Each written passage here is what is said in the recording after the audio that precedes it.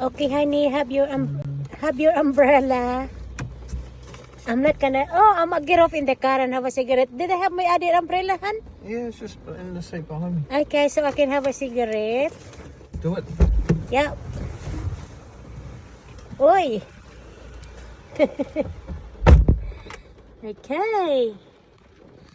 So my husband is going there now to have inspection. Kahit maulan, ayun, may umbrella siya. Kasi may ano yan eh, may construction site doon. Ayan yung construction site.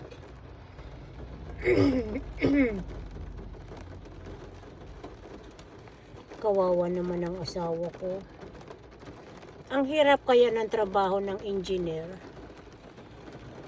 dito sa amin sa Australia. Kasi kailangan mo talaga alagaan ang client mo. So ayan.